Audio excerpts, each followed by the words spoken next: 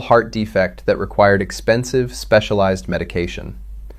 Her medical bills were a crushing weight that dictated every hour of Arthur's waking life.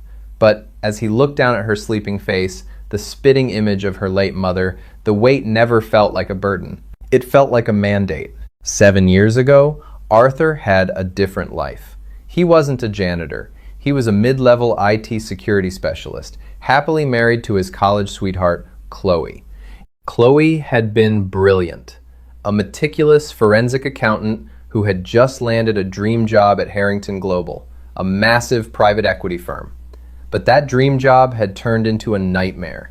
Late one Tuesday evening, Chloe had called Arthur from her office, her voice trembling with a panic he had never heard before. She told him she had found something in the offshore ledger accounts, something massive, millions of dollars being systematically siphoned away into untraceable shell companies. She promised to bring the encrypted files home. She never made it.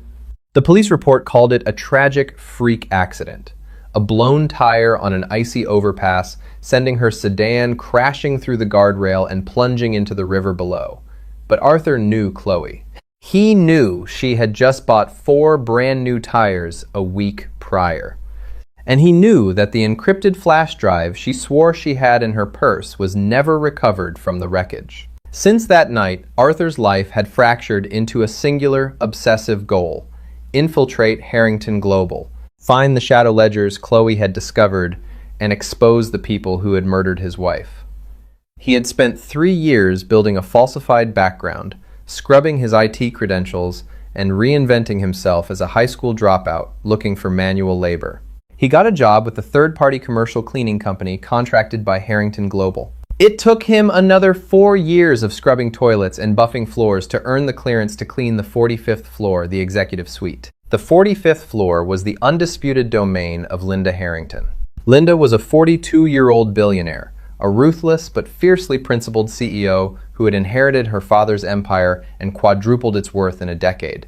She was a striking woman, always dressed in immaculate, sharp silhouettes, possessing a mind that operated like a steel trap. The financial press called her the Ice Queen of Wall Street, but Arthur, in his silent observations as he vacuumed the hallway outside her massive glass office, saw something different. He saw a woman constantly surrounded by sycophants, entirely alone at the top of a mountain she had to aggressively defend every single day. Linda was utterly oblivious to Arthur's true motives, or even his existence, beyond a polite nod if they ever crossed paths in the late evening. To her, he was the quiet man who kept her sanctuary spotless. To him, she was the key. Arthur knew Linda hadn't killed Chloe. 7 years ago, Linda had been running the European division in London. The timeline didn't fit. The corruption came from within her Chicago headquarters, and Arthur was convinced that Linda was just as much in the dark about the rot inside her company as the public was. For months, Arthur had been planting microscopic digital sniffers on the underbellies of the executive desks. He was painstakingly reconstructing the deleted server logs from 7 years ago, working via a cheap burner laptop hidden beneath the false bottom of his janitorial cart. He was so close to finding the definitive proof, the final digital signature that authorized the hit on Chloe. He just needed a little more time. But time, as Arthur was about to discover, had just violently run out.